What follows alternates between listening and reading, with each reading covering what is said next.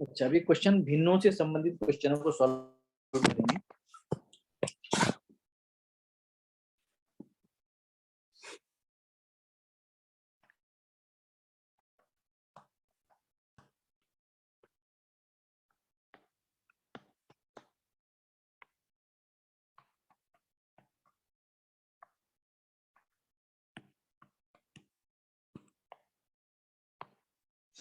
देखिए, अगर इसमें क्वेश्चन हमारे पास आ रहा है,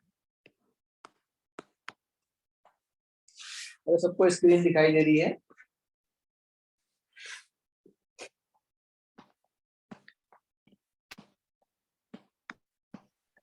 जी सर दिखाई दे रही है। यदि किसी भिन्न के अंश और हर के अंश और हर में 2 जोड़ दिया जाए,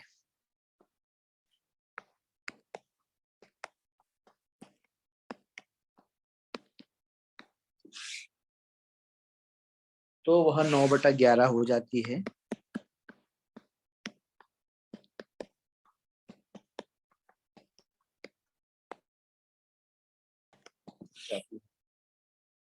यदि अंश और हो जाती है, यदि अंश और हर में 3 जोड़ दिया जाए, यदि अंश और हर में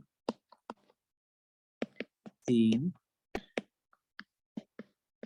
जोड़ दिया जाए, तो भिन्न 5/6, तो वह 5/6 हो, तो 5/6 हो जाती है। भिन्न ज्ञात कीजिए।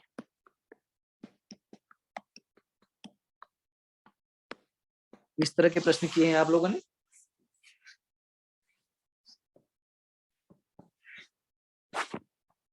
अरे किए हैं? नहीं नहीं किए। दीपेंद्र, दीपांशु, तेरा टेप ठीक चल रहा है ना? सर अभी तो सर ठीक ही चल रहा है। ठीक चलेगा बेटा, ठीक चलेगा। तू वो लेनोवो के चक्कर में मत पड़ना, ठीक है? Yes sir. हाँ, ये तेरा भविष्य में अच्छा चलेगा बेटा, ये अमेरिकन कंपनी है, कंफ्यूज नहीं होना है, ठीक है? Yes sir. हाँ बस, चलो। अब देखिए, इसमें इसके लिए क्या करते हैं कि मान लेते हैं कि माना भिन्न, भिन्न किसे कहते हैं? सर अंश बटा हर के रूप में लिखा जाता है। हाँ, तो माना भिन्न x/y, ठीक है? Yes sir. x/y। अब देखिए, पहली कंडीशन क्या है, पहली शर्त क्या है इसमें पहली शर्त क्या है कि यदि अंश और हर में 2 जोड़ दिया जाए,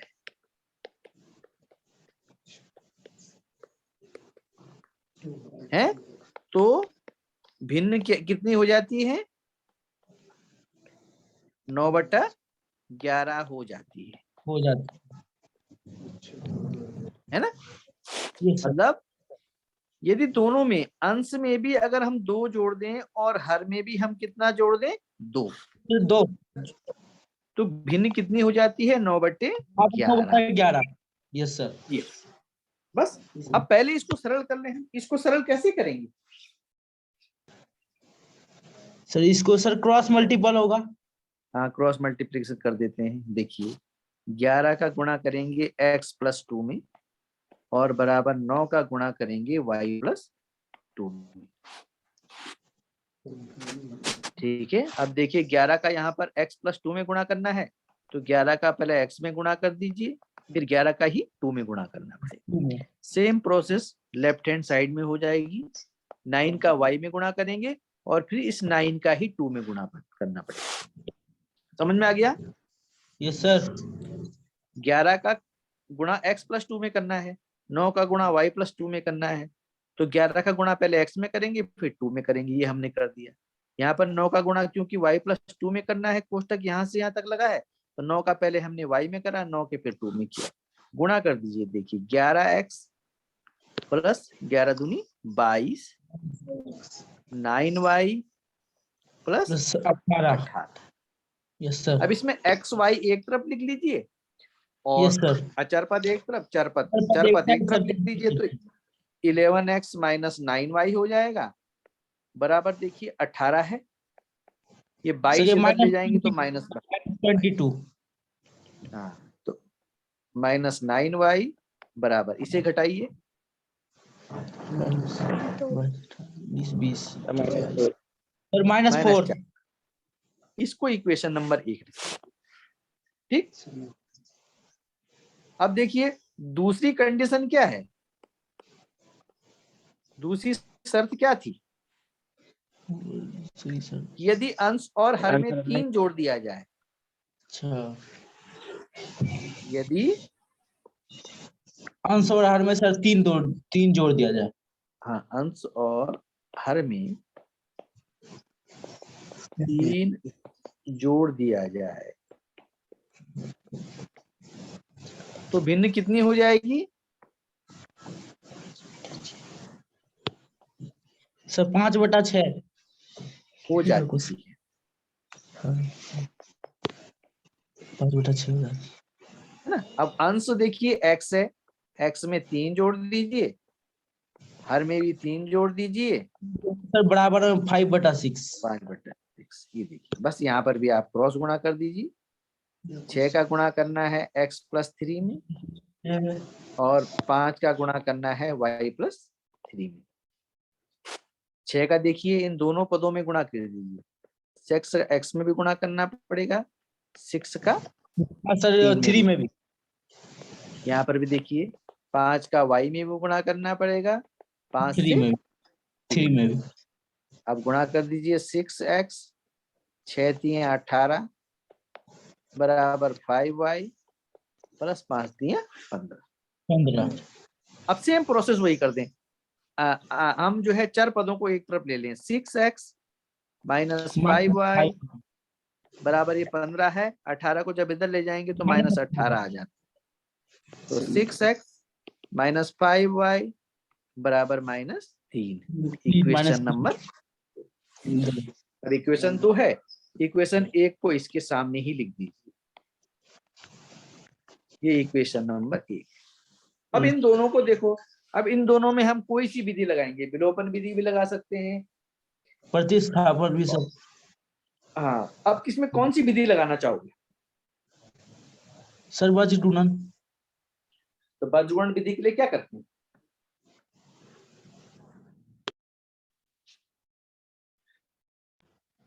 सर ये A1/A2 के सर रूप में होता है। बेटा बजगुणन विधि में से हमेशा क्या करते हैं कि सारे के सारे पद एक तरफ ले लेते हैं। देखो इसको हम कैसे कर लेते हैं, 11x minus 9y plus 4 is equal to 0, इसको इक्वेशन 1 मान लो। ठीक, जब बजगुणन विधि से करना है तो सारे के सारे पद ऐसे लिखते हैं, एक ही तरफ लिखते हैं। ठीक है, यस सर। अरे समझ में आया? हाँ, यस सर। अब इसको भी आप जो है अब इसको छोड़ दीजिए, अभी इसको भी अगर आपको बजगुणन विधि से ही करने हैं तो सारे के सारे पदों को एक तरफ लिख लीजिए। बजगुणन विधि वैसे सरल है ना। अब इसको देखिए, इसको आप सबके सब पदों को एक तरफ लिख देंगे, 6x minus 5x 5y plus 3 बराबर 0, इक्वेशन नंबर 2। इसके नीचे इक्वेशन 1 लिख दीजिए, 11x minus 9y plus 4 is equal to 0 first. अब देखिए बजगुणन विधि में कैसे करते हैं, सरल बताइए। सर A1/A2 के रूप में। देखिए क्या लिखते हैं, सबसे पहले यहाँ x बटे है, यस सर। सर फिर यहाँ Y पर बटे, y बटे, फिर सर फिर 1 बटे। x बटा कैसे कितना लिखेंगे सर x बटा सर 6।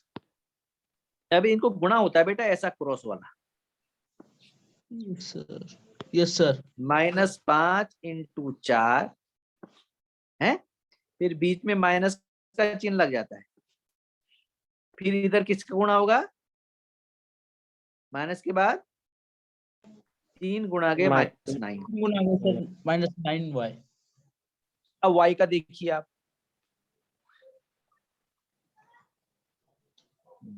y को नहीं कर रहा है। y का देखिए आप,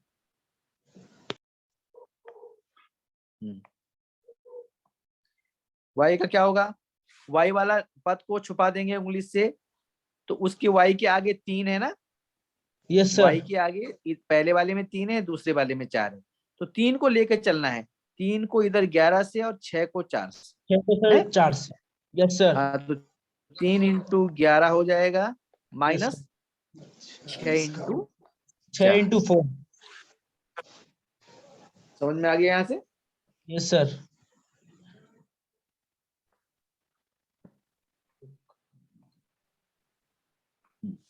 अब 1 के लिए क्या करेंगे, सर 1 का सर 3 और 4 को सर छुपा देंगे।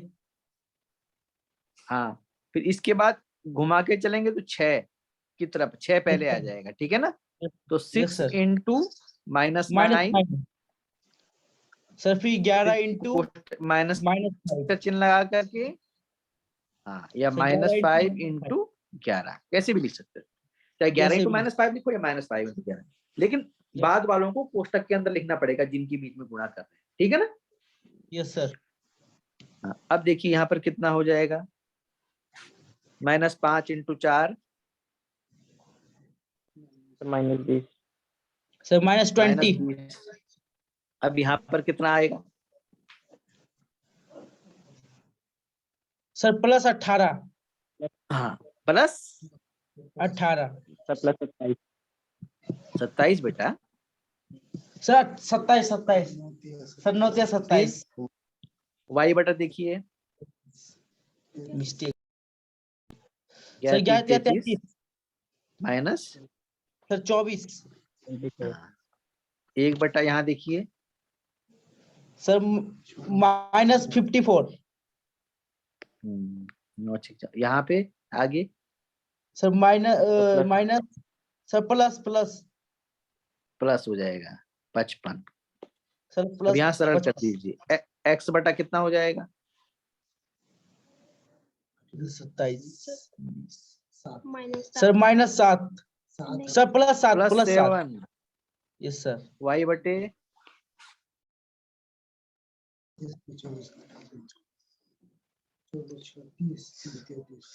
सर सर -9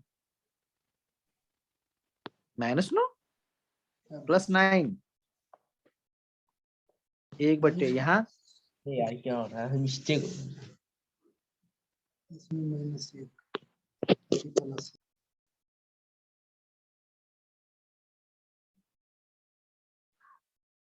यहाँ कितना इसमें हो तो जाएगा, -1 आएगा क्यों आएगा -1, होगा सर +1 होगा सर, ये बड़ा संख्या है 55। तो एक बार सोचो बेटा, अब क्या करेंगे,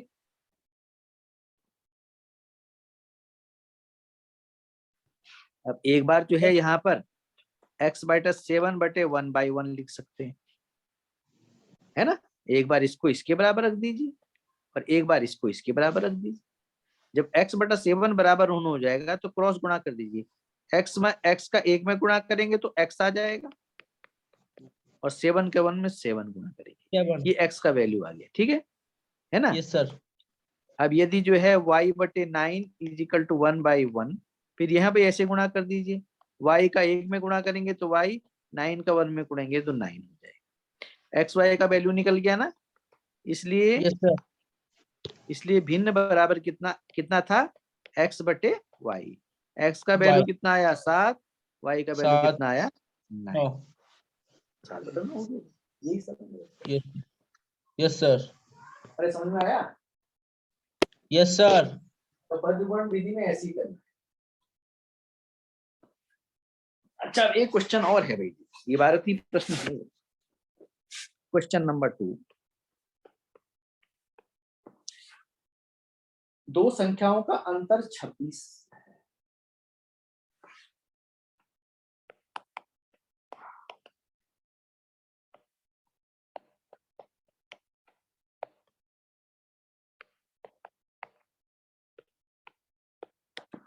दो संख्याओं का अंतर 26 है और एक संख्या दूसरी संख्या की 3 गुनी है और एक संख्या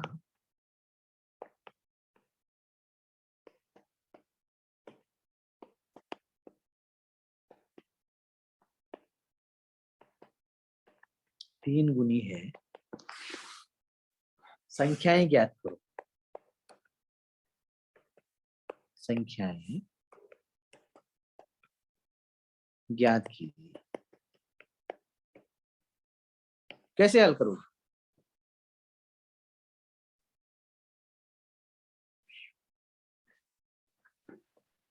सर दो संख्या का अंतर सर 26 है सर। इसको सर दो संख्या सर, एक को सर हम x मान सकते हैं सर, एक को y। हाँ है ना, तो मान लेंगे कि माना जो संख्याएं हैं x एवं y है। तो पहली शर्त वही है कि दो संख्याओं का अंतर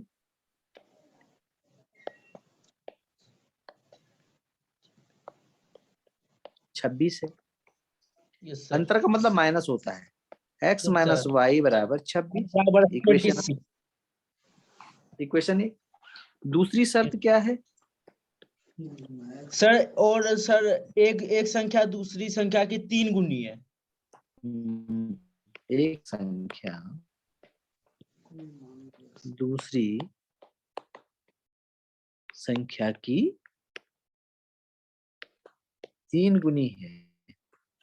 एक संख्या x है, दूसरी संख्या कितनी है y सर y है कि नहीं? इसकी 3 गुनी है। Yes sir. इसके 3 गुना इसका बराबर होगा। 3 गुनी का मतलब उसका 3 गुना उसके बराबर हो जाएगा। ठीक है ना?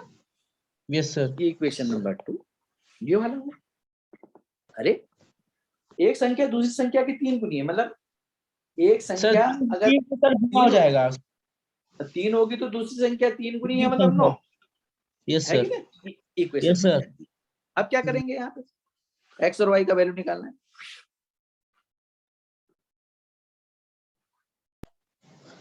Yes sir. अब कैसे करेंगे? सर पहले ऊपर वाले को सर हल करेंगे। कैसे? सर x माइनस वाई बराबर सर 26 है। फिर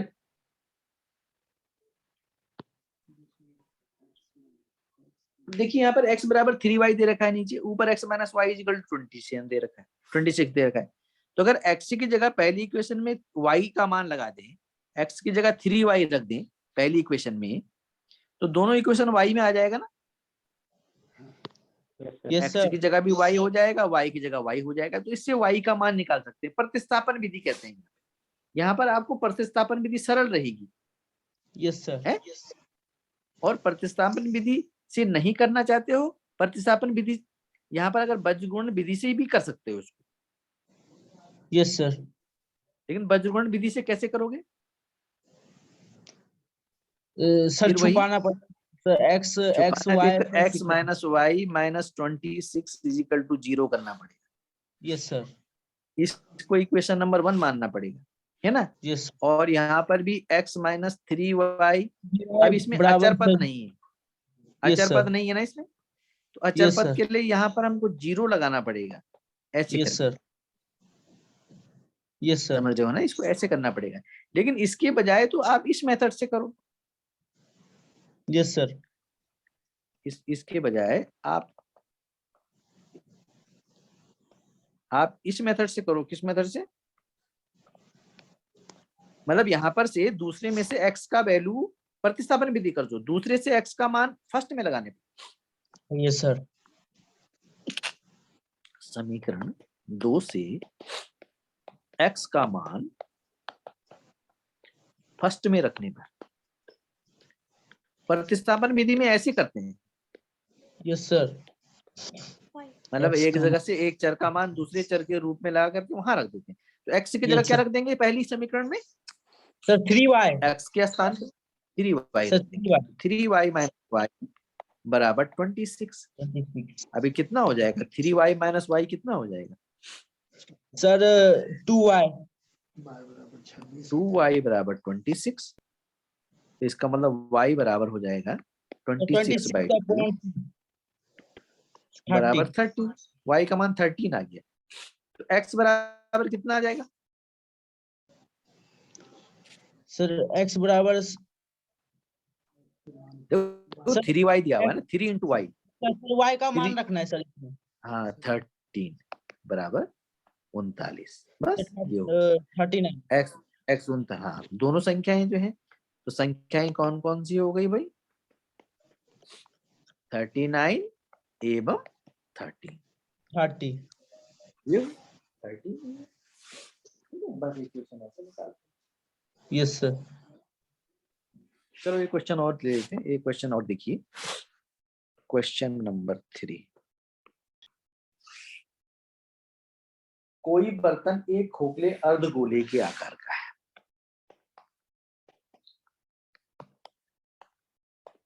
एक खोखले अर्धगोले के आकार का है।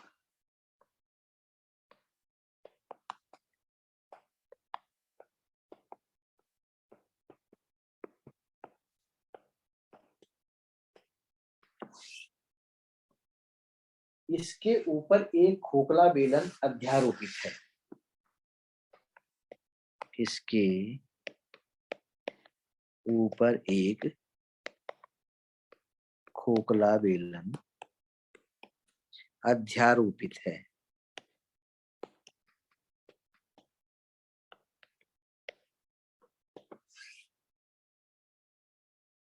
अर्धगोले का व्यास 14 सेंटीमीटर,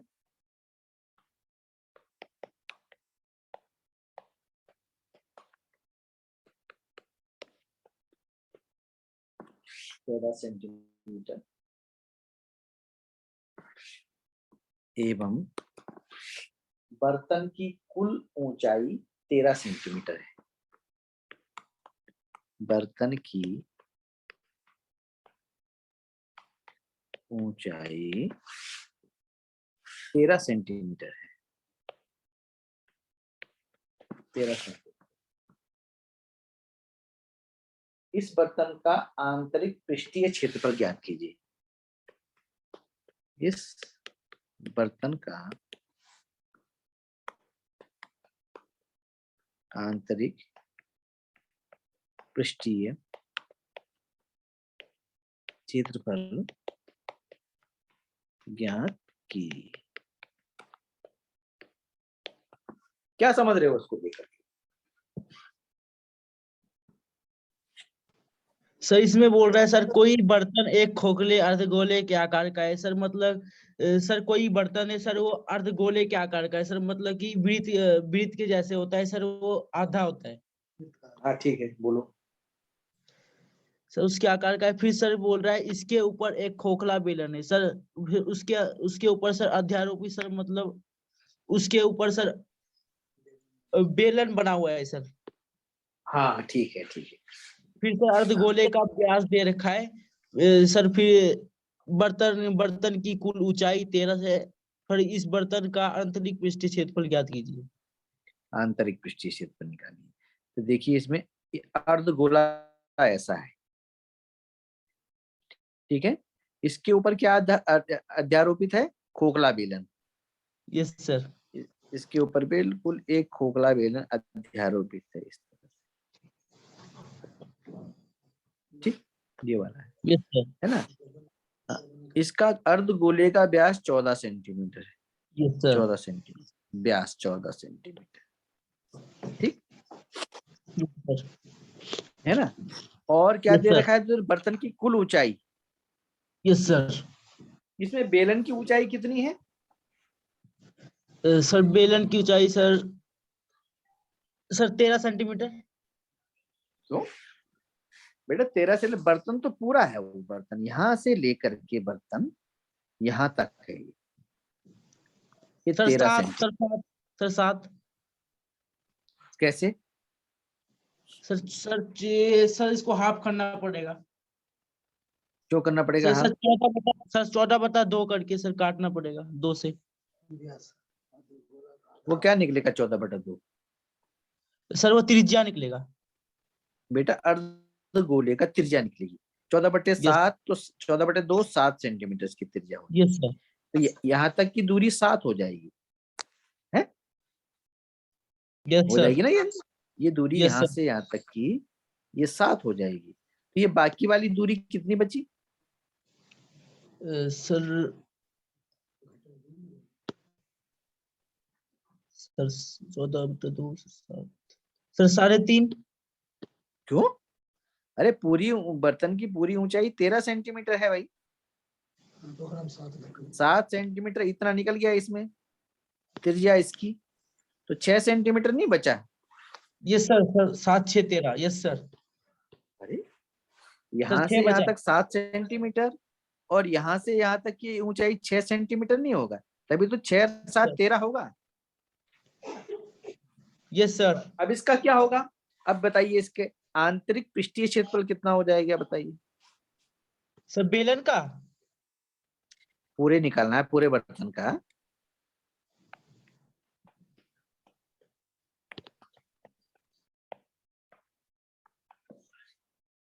पूरे बर्तन का निकालना। अर्धगोले का भी आंतरिक पृष्ठीय क्षेत्रफल आएगा और बेलन का भी आंतरिक पृष्ठीय बेलन क्षेत्रफल का भी आएगा। सर प्लस हो जाएगा। तो बताओ अर्धगोले का आंतरिक पृष्ठीय क्षेत्रफल कितना होता है? सर अर्धगोले का। अर्धगोला तो है नीचे। Yes sir. सर 4/3 पाई सर 2 पाई r स्क्वायर। हाँ, 4/3 पाई r क्यूब आयतन होता है, ठीक है? यस है ना? सर। और जो अर्धगोले का जो संपूर्ण पृष्ठीय क्षेत्रफल होता है 4 पाई r स्क्वायर होता है। आधे गोले का हो जाएगा 2 पाई r स्क्वायर, 2 पाई r स्क्वायर। है ना? और यस प्लस सर। बेलन का पृष्ठीय क्षेत्रफल। सर 2 बेलन पाई का r पृष्ठीय क्षेत्रफल कितना होगा? सर 2 पाई r हाँ, h। 2 पाई r h, ये वाला। बस इसमें वैल्यूज लगा दीजिए। देखिए इसमें से कोई चीज कॉमन ले लीजिए। 2 भी कॉमन आ रहा है, पाई भी कॉमन आ रहा है, r भी कॉमन आ रहा है। सर r भी कॉमन आ रहा है। अब पहले वाले 2 पाई r स्क्वायर में से 2 पाई r बाहर आ गया, कितना बचेगा? Sir r।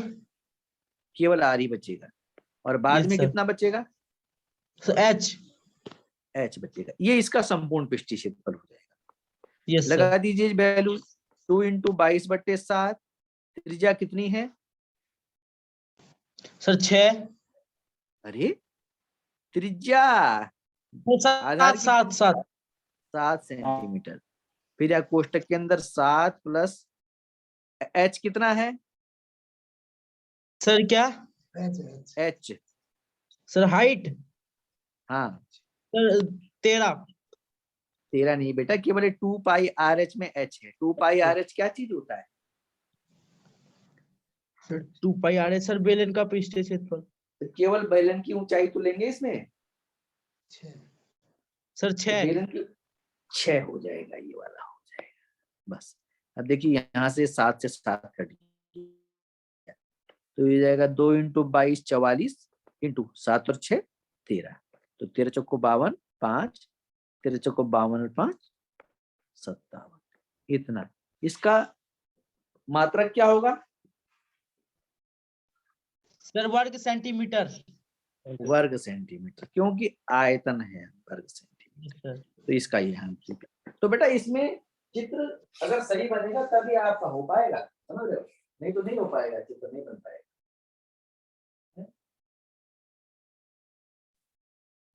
ठीक है ना?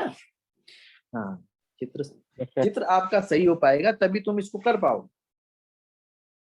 अगर चित्र आपका सही नहीं बनेगा, जैसे हाइट एंड डिस्टेंस में भी चित्र बना दिया आपने सही, तो आपका हो जाएगा। अगर हाइट एंड डिस्टेंस में चित्र नहीं बना पाए तो फिर वो क्वेश्चन भी आपका सॉल्व नहीं होगा। इसलिए Yes, क्या sir. है, इनमें ध्यान ये रखना है कि आपको चित्र सही बनाना है, ठीक है ना? अब एक हल्का सा क्वेश्चन मैं आपको लिख रहा हूँ, इस क्वेश्चन को मैं हल्का सा हिंट दूंगा, ये आपको घर से करके लाना है, ठीक है? Yes sir.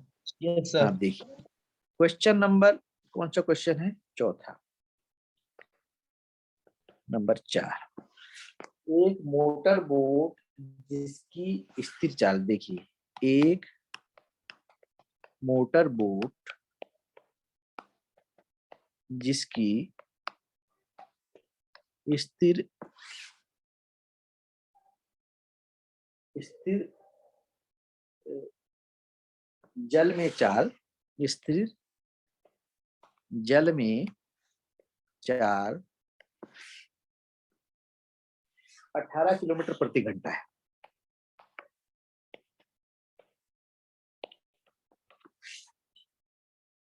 धारा के प्रतिकूल जाने में, धारा के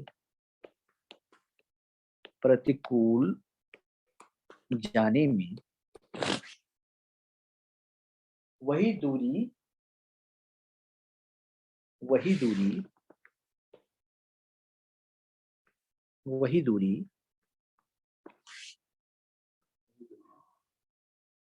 धारा के अनुकूल जाने की अपेक्षा, धारा के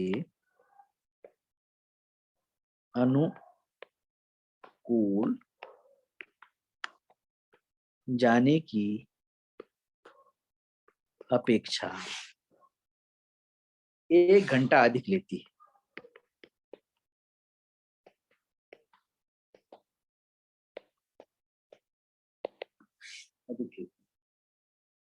धारा की चाल ज्ञात कीजिए।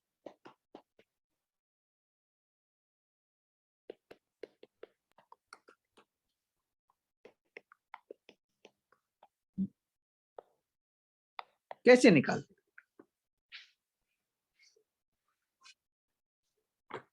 कैसे निकालते हैं, जल्दी बताओ।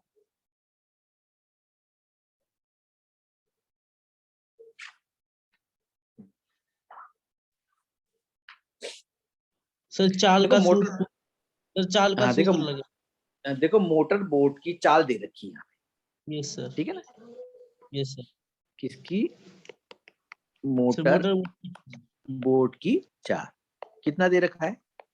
18 किलोमीटर प्रति, किलोमीटर। ठीक, यस सर, है ना। और देखिए यस सर, अब इसमें और धारा की चाल देखिए,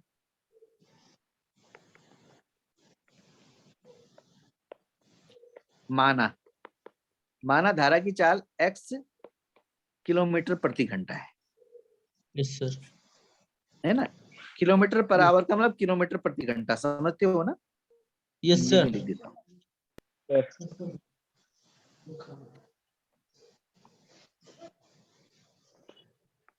पहचान लोगे ना किलोमीटर पर। अच्छा, इसमें एक चीज ध्यान दीजिए, प्रतिकूल और अनुकूल क्या होता है?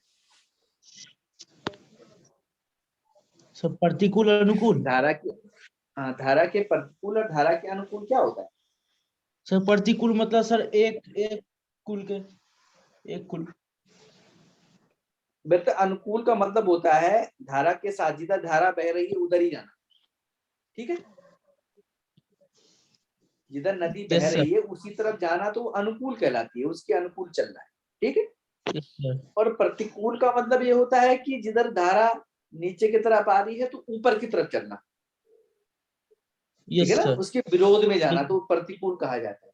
तो जब धारा के दिशा में चलेगी कोई चीज तो उसकी चाल बढ़ जाएगी दोनों की कि कम हो जाएगी? बढ़ यस जाएगी। सर, बढ़ जाएगी। धारा जिधर बह रही है उधर अगर वो 10 किलोमीटर प्रति घंटे की चाल से जा रही है और किसी बोट की चाल 12 किलोमीटर प्रति घंटा है तो दोनों की चाल जुड़ जाएगी, 22 किलोमीटर प्रति घंटा हो जाएगी, ठीक। लेकिन यस जब सर, दोनों एक दूसरे का अपोज करती हैं, उल्टी दिशा में जाते हैं, धारा के गाड़ी उल्टी दिशा में जा रही है बोट, तो उसमें क्या होगा? उसमें दोनों की चाल घट जाती है। क्या हो जाती है? दोनों की चाल घट जाती है। हाँ तो देखिए अब इसमें देखिए तो धारा के अनुकूल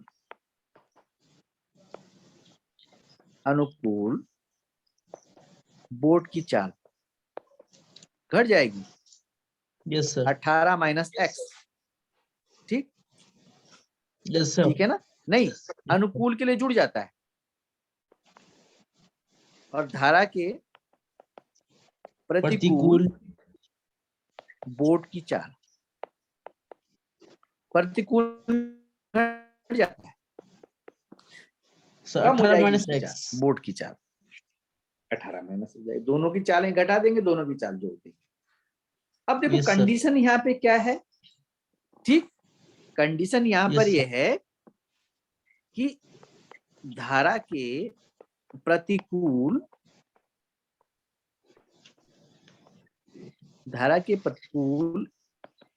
जाने की धारा के प्रतिकूल जाने में है, यस सर। प्रतिकूल जाने में वही दूरी अनुकूल जाने की अपेक्षा अनुकूल